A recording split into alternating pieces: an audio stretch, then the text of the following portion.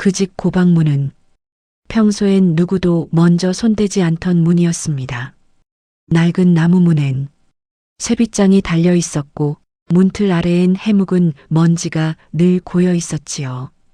그런데 이상하게도 보름달이 뜨는 날 새벽이면 그 문이 늘 먼저 열려 있었습니다.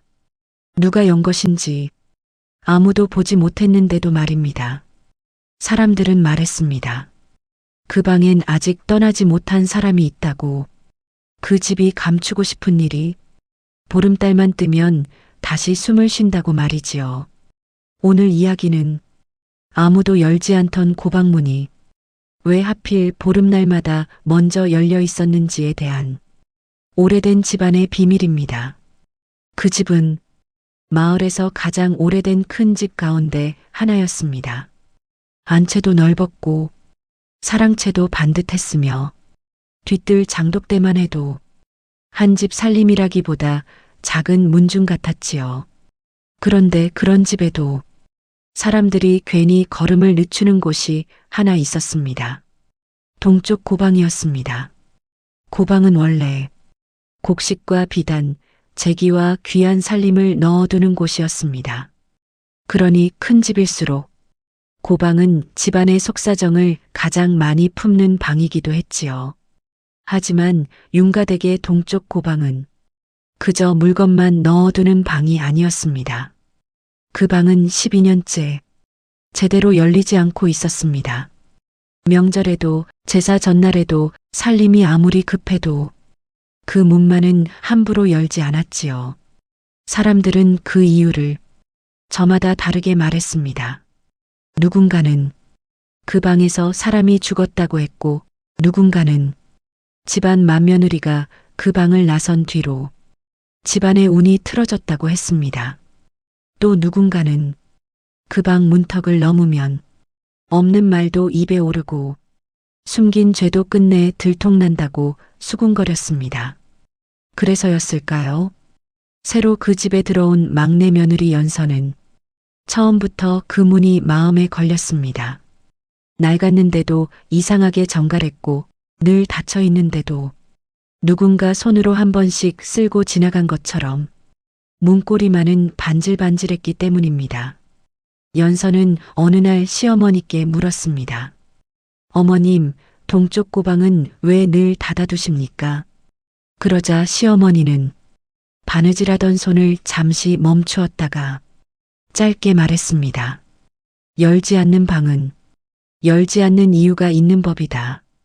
그 말은 대답이라기보다 더 묻지 말라는 뜻에 가까웠습니다. 연서는 고개를 숙였지만 이상하게 마음이 더 무거워졌습니다. 집안에서 아무도 말하지 않는 일은 대개 지나가서 조용해진 일이 아니라 아직 끝나지 않았는데도 억지로 덮어둔 일인 경우가 많았으니까요. 연서가 그 집에서 첫 보름을 맞던 날이었습니다. 달은 환했고 마당의 그림자는 유난히 또렷했습니다. 집안 사람들은 모두 잠들었고 바람도 거의 없었지요. 그런데 새벽녘 연서는 문 밖에서 나는 아주 작은 삐걱거림에 눈을 떴습니다. 낡은 나무가 조심스럽게 밀리는 소리였습니다. 처음엔 꿈인가 싶었습니다. 하지만 소리는 한 번 더 났고 연서는 얇은 겉옷만 걸친 채 방문을 열고 나섰습니다. 차가운 달빛 아래 텅 빈 마당이 펼쳐져 있었고 동쪽 고방문은 아주 조금 열려 있었습니다. 빗장이 풀려 있었지요. 연서는 그 자리에서 한동안 움직이지 못했습니다. 집안 누구도 그 문 앞에 가지 않는다고 들었기 때문입니다. 그런데 분명 누군가 방금 전 그 문을 열고 들어간 듯 보였습니다. 문틈 사이로는 희미한 기름 냄새와 묵은 곡식 냄새가 새어나왔습니다. 연서는 겁이 났지만 이상하게도 눈을 떼지 못했습니다. 그러다 안채 쪽에서 가벼운 기침 소리가 들렸고 정신을 차린 연서는 급히 방으로 돌아왔습니다. 다음 날 아침 아무렇지 않은 얼굴로 마당을 쓸던 노복들에게 연서는 넌지시 물었습니다. 밤에 누가 동쪽 고방을 다녀갔습니까? 그러자 빗자루를 쥔 늙은 하인이 고개를 번쩍 들었습니다. 아씨, 그 말씀 함부로 마십시오. 또 다른 계집종은 목소리를 더 낮추었습니다. 보름날 새벽이면 그 문이 원래 먼저 열려요. 원래라니? 예전부터 그랬습니다. 연서는 더 묻고 싶었지만 사람들은 하나같이 이야기를 거기서 끊었습니다. 마치 오래된 상처를 입으로 건드리면 다시 벌어질까 두려운 사람들처럼 말입니다. 그날 저녁 연서는 일부러 늦게까지 잠들지 않았습니다. 그리고 다음 보름날에도 그 다음 달 보름에도 고방문은 어김없이 먼저 열렸습니다. 이상한 건 누가 여는지 아무도 본 적 없다는 것이었습니다. 문은 분명 열리는데 발소리도 없고 그 앞마당엔 흙이 찍힌 자국도 남지 않았습니다. 그러니 사람들 입에선 결국 귀신 이야기까지 오르기 시작했지요. 12년 전 맏며느리가 그 방에서 울었다더라. 아직도 그 원혼이 보름마다 문을 연다더라. 하지만 연서는 그 말들을 곧이곧대로 믿지 않았습니다. 귀신이 문을 여는 게 아니라면 반드시 누군가 살아있는 사람이 그 문을 열고 있다는 뜻이었으니까요. 윤가댁에는 12년 전 맏며느리 하나가 있었습니다. 이름은 혜진이었지요. 사람들은 그녀를 현명한 며느리라고 불렀습니다. 살림을 알뜰히 했고 글도 조금 읽을 줄 알았으며 무엇보다 남의 형편을 먼저 살피는 성정이 있었다고 했습니다. 하지만 그런 사람일수록 큰 집에선 오래 편히 살지 못하는 법도 있습니다. 그 무렵 마을엔 새해 가까운 흉년이 이어졌습니다. 노는 말랐고 창고는 비어갔으며 아이들 울음소리마저 힘을 잃어가고 있었지요. 관아에서는 구율미가 내려왔습니다. 굶주린 이들에게 나누라고 내려보낸 쌀이었습니다. 그런데 이상하게도 윤가댁 꽃가는 채워지는데 정작 마을 사람들 손에 들어가는 쌀은 점점 줄어들기 시작했습니다. 누군가는 수상하다 했고 누군가는 괜히 부잣집과 얽히기 싫어 모른 척했습니다. 그때 혜진이 동쪽 고방을 열기 시작했다고 합니다. 보름날마다 그 방에서 작은 자루 몇 개가 사라졌고 다음 날이면 마을의 가난한 집 문턱에 쌀 한 대박, 약초 한 묶음, 아이들 먹을 죽살이 놓여 있었다지요. 사람들은 처음엔 누가 그런 일을 하는지 몰랐습니다. 다만 굶던 아이들이 보름날만 되면 겨우 한 끼를 넘길 수 있었다고 했습니다. 문제는 그 일이 오래가지 못했다는 것이었습니다. 어느 날 집안 어른이 고방 안장부를 뒤지다가 비어있는 쌀자루와 빠진 물목을 발견했고 그날 밤 혜진이 붙잡혔습니다. 사람들은 말했습니다. 맏며느리가 집안 재물을 빼돌렸다고, 큰 집 체면에 먹칠을 했다고, 심지어 어떤 입들은 밖에 사내와 짜고 그런 일까지 벌였다고도 수군거렸습니다. 하지만 정작 혜진은 아무 변명도 하지 않았습니다. 그저 단 한마디만 했다고 하지요. 굶는 아이들 목까지 문 안에 묶어둘 수는 없었습니다. 그 말이 집안 어른들에겐 더 큰 모욕처럼 들렸겠지요. 결국 혜진은 그 집에서 쫓겨나듯 떠났습니다. 그리고 그날 이후 동쪽 고방문은 닫혔습니다.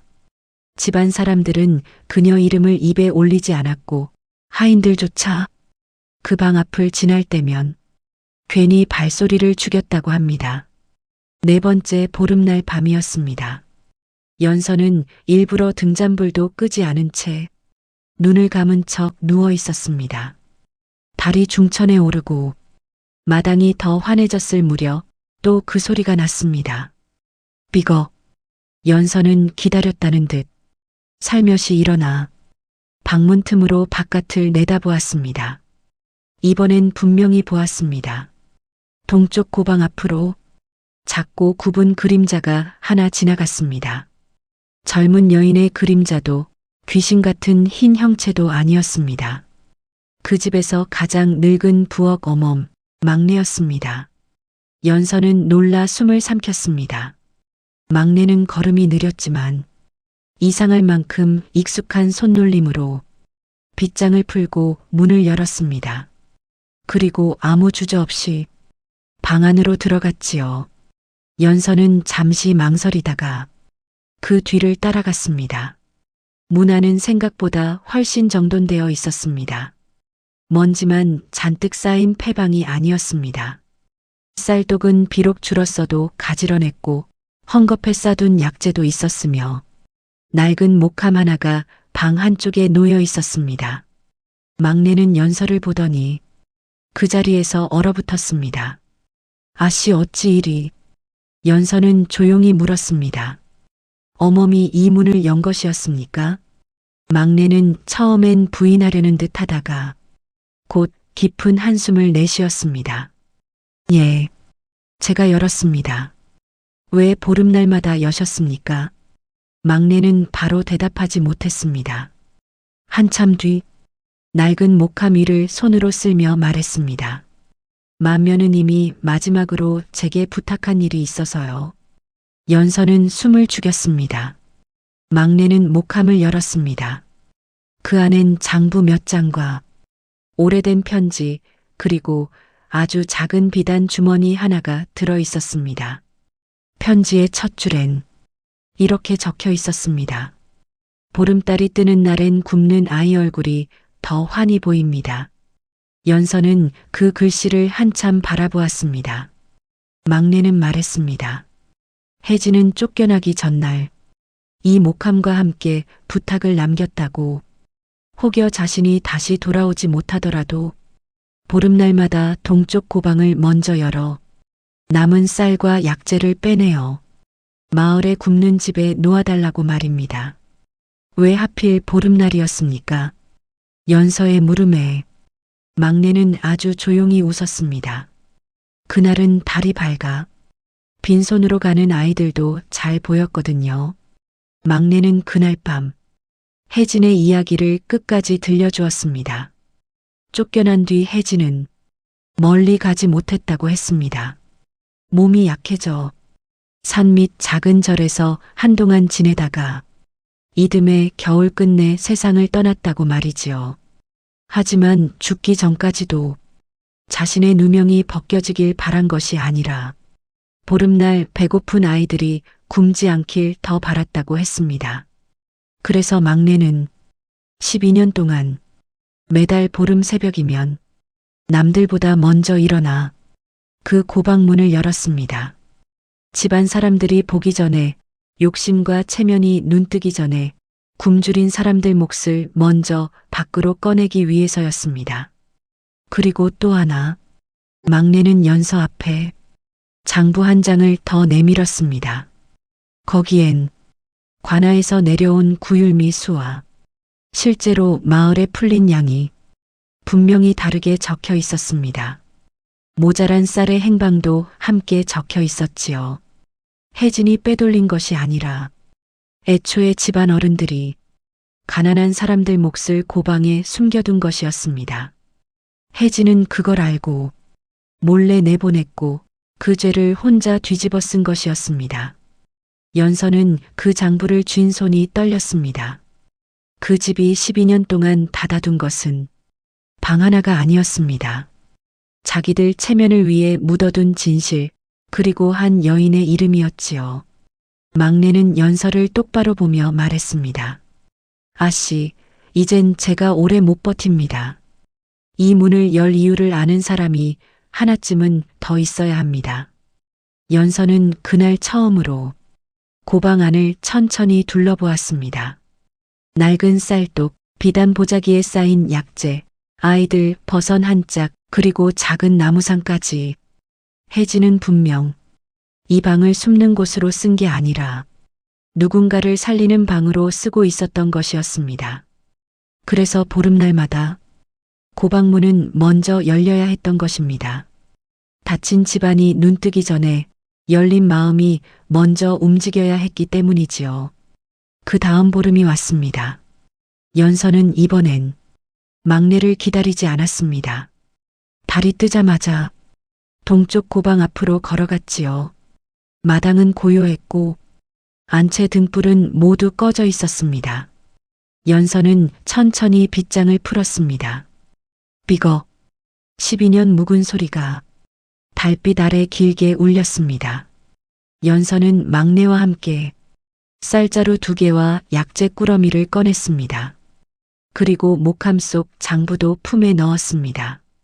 하지만 그날 밤은 평소처럼 조용히 지나가지 않았습니다. 안채 쪽에서 시어머니와 큰어른들이 들고 나온 등잔불이 마당을 비추었기 때문입니다. 막내야, 내가 지금 뭘 하는 게냐? 시어머니의 목소리는 놀람보다 분노에 가까웠습니다. 연서는 겁이 났지만 이상하게 발은 물러서지 않았습니다. 12년 동안 누군가는 이 문을 몰래 열어야 했습니다. 그렇다면 이제 한 번쯤은 누군가 대놓고 열어도 되는 밤이 와야 한다고 연서는 생각했습니다. 연서는 품 안에서 장부를 꺼내 들었습니다. 이 고방문이 왜 보름마다 먼저 열렸는지 이제 그만 아셔야 합니다. 큰어른의 얼굴이 굳었습니다. 연서는 떨리는 목소리로 혜진의 편지를 읽었습니다. 문은 닫아두면 살림을 지킬 수 있으나 사람의 마음까지 닫아두면 집안도 함께 썩습니다. 부디 보름날만은 먼저 문을 열어 굶는 이들 몫을 바깥으로 내보내 주십시오. 마당은 쥐 죽은 듯 조용해졌습니다. 연서는 그제야 장부를 내밀었습니다. 누가 구율미를 숨겼는지, 누가 그 죄를 맏며느리에게 덮어 씌웠는지 모든 숫자가 아무 말 없이 적혀 있었습니다. 시어머니는 한참 동안 그 장부를 들여다보다가 그 자리에 주저앉았습니다. 오래전 자신도 알고 있었으나 모른 척했던 일을 끝내 다시 보게 된 사람처럼 말이지요. 그날 이후 동쪽 고방문은 더는 몰래 열리지 않았습니다. 대신 보름날이면 집안 식구들이 먼저 그 문 앞에 섰습니다. 처음엔 체면 때문이었는지 몰라도 1번, 2번 쌀을 내어놓고 아이들 축사를 나누다 보니 마을 사람들 눈빛도 조금씩 달라졌습니다. 윤가댁은 뒤늦게나마 혜진의 이름을 집안 기록에 다시 올렸습니다.